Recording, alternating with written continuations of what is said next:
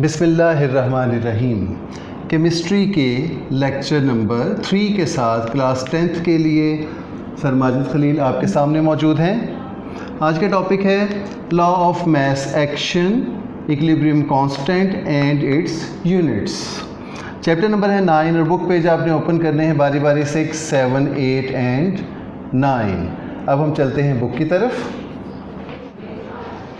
जी। तो बुक का page number 6 आपके सामने है, आपको हेडिंग नज़र आ रही है लॉ ऑफ मास एक्शन। तो पहला सवाल भी आपको यही है, describe law of mass action.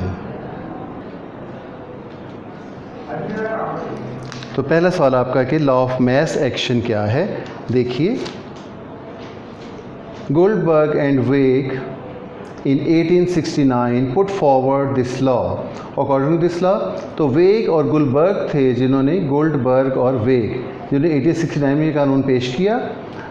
According to this law, the rate at which the substances react is directly proportional to its active mass. तो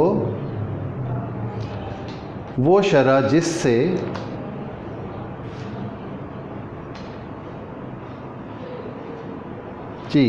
जिससे कुछ चीज़ें जो हैं वो रिएक्ट करती हैं, तो is directly proportional to active mass, वो उसके एक्टिव मास के डायरेक्टली प्रोपोर्शनल है। मतलब एक्टिव मास जितना ज़्यादा होगा तो रिएक्शन की रफ्तार भी उतनी ही तेज़ होगी, एक्टिव मास जितना कम होगा रिएक्शन की रफ्तार उतनी ही कम होगी। ठीक है। And the rate of reaction is directly proportional to the product of active masses of reacting substances. और जो रेट ऑफ रिएक्शन है, ये देखिए तीसरी लाइन से, तो वो भी डायरेक्टली प्रोपोर्शनल है एक्टिव मास के प्रोडक्ट के। यानी कि अगर एक से ज़्यादा एक्टिव मास से एक से ज़्यादा चीज़ें आपसे केमिकल रिएक्शन कर रही हैं तो उनके प्रोडक्ट के एक्टिव मास की डायरेक्टली प्रोपोर्शनल होगा। एक्टिव मास क्या है? जितना मास किसी चीज़ का हिस्सा ले रहा है केमिकल रिएक्शन में उसे कहेंगे एक्टिव मास। अगला सवाल है, how is active mass considered? Question number 2, इसका आंसर आपके सामने है। देखिए, generally an active mass is considered as the molar concentration having units of mole per decimetre cube expressed in square brackets. तो active mass जो है उसे समझा जाता है मोलर कंसंट्रेशन, मोलर मिकदार जिसका यूनिट हो मोल पर क्यूबिक डेसीमीटर, उसे जाहिर किया जाता है स्क्वायर जैसी ब्रैकेट के साथ जी। अब आ जाए अगले पेज पर। आपका क्वेश्चन नंबर 3 है, what are K F and K R? K F और के आर क्या है जी? K F and K R proportionality constants called specific rate constants of forward and reverse reactions respectively.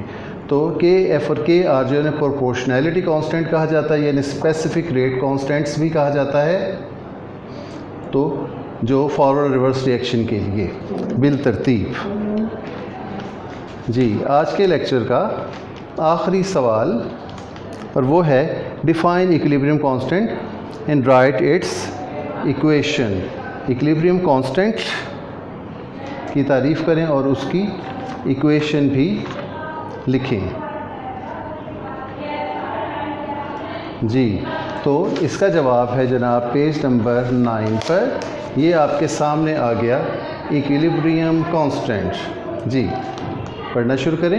Equilibrium constant is the ratio of the products of concentration of products raised to the power of coefficient to the product of concentration of reactants raised to the power of coefficients. Equilibrium constant क्या है? एक निस्बत है। ये निस्बत किसका है कि प्रोडक्ट्स की कंसंट्रेशन यानी मिकदार का मजमुआ और उनके साथ इक्वेशन में जो कोएफिशिएंट यानी पीछे जो नंबर लगाना पड़ता है बैलेंस करने के लिए, उसको पावर के तौर पे लिखा जाएगा।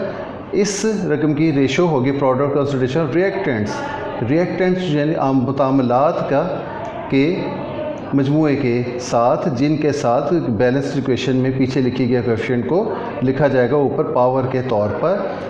तो ये सब को ज़ाहिर किया जाता है बैलेंस केमिकल इक्वेशन में। ऊपर कुछ बैलेंस केमिकल इक्वेशंस आप देख रहे हैं, इनसे आप समझ सकते हैं।